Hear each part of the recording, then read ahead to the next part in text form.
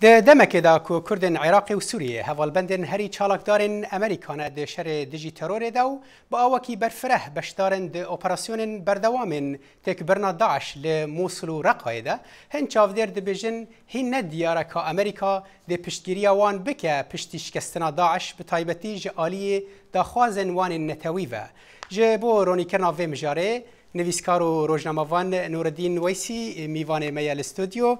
که نوردین تو بخیر هاتی استودیو ما دست دمکی دا کو وقت به چک دار کردن کردن سوریه با آوکی وقت به بریار بر یعنی با آوکی دیار جاری کشکا سپیوات راگهاندن بنرینات جیاوازی ریوبریا برای اوباما باراک اوباما و یا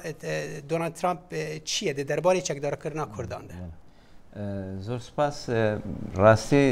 بێگومان جیاوازی هەیە ینی هەرچەندە من پێم وایە بە گشتی ئەو هەنگاوێکی زۆر گرنگ و بلانی کەم دەتوانین بڵێن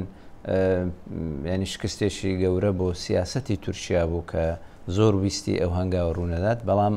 بە دڵنیاییەوە جیاوازی لە نێوان ئیدارەی ئۆباما و ئیدارەی ترامپ هەبوو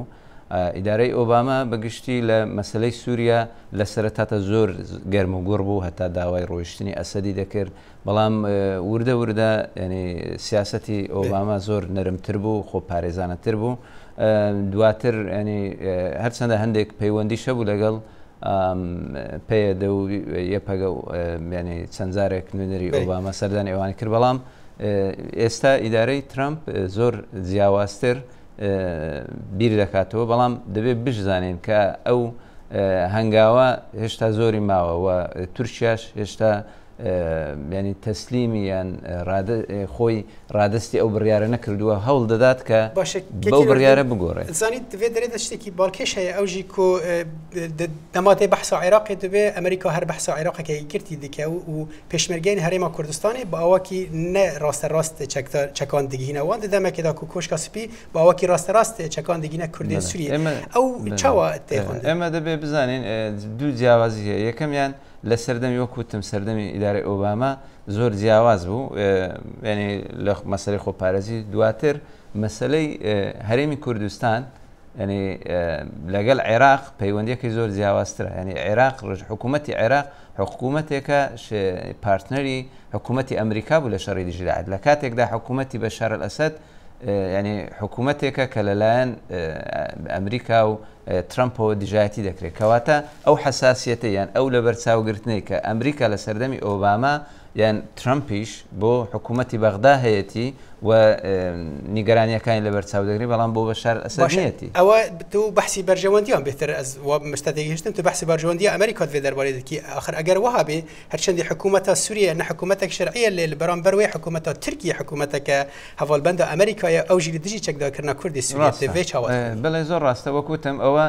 شکستێک بوو بۆ سیاسەتی ینی تورکیا کە زۆر هەوڵیدا هەتا چەند ڕۆژێک پێش ئێستا شاندێکی باڵای بەرپرسی میت بەرپرسی ینی وتەبێژی سەرۆکایەتی حکوومەتی سەرۆک کۆماری تورکیا لێرە بوون و زۆر هەوڵیاندا لەگەڵ بەرپرسانی کۆشی سپی کە ئەو بڕیارە نەدرێت بەڵام بڕیارەکە 2000 درا بەڵام دەبێت بشزانین لە چەند ڕۆژی داهات و ئەردۆغان سەردانی واشنتن دەکات لەگەڵ ترامپ کۆ دەبێتەوە بە دڵنیاییەوە ئەردۆغان دەیەوێت لە بەرامبەر ئەو شتە دەستکەوتێک بۆ خۆی هەبێت زۆر کەس هەتا میدیای ئەمریکیش ئەمڕۆ یان دوێنێ بوو نیویۆرک تایمز وتارێکی بڵاو کردێتەوە دەڵێ لە بەرامبەردا ئەمریکا تەنازولێک شتێک بۆ تورکیا دەکات کە لەوانەیە دەستی کراوەتر بێ لە لێدانی پەکەکە پرسەکردن لە شتە بکەم نەریناتە وەکو مەدیەکارێک ئەمریکاوەی بەردەوام بە پشتگیری کوردا پشتی شکستنا داعشێ ئەگەر تو کورتی بەرسەوام بەڵێ کورد کارتێکی زۆر گرنگی ناوچەکەیان لەبەردەستە بەگشتی بەڵێ بەردەوام دەبێت بەڵام لە هەمان کاتە ئەوە مانای ئەوەش نییە کە ئەو پژگیریە کە بۆ پەگا هەیە پژگیرێکی سیاسی گەورەتری هەبێت بۆ نمونە تا ئێستا ئەمریکا ئامادە نیە ڤیزایەک بدە بە ساڵح موسلیم بۆی سەردانی ئەمریکا بکاتیان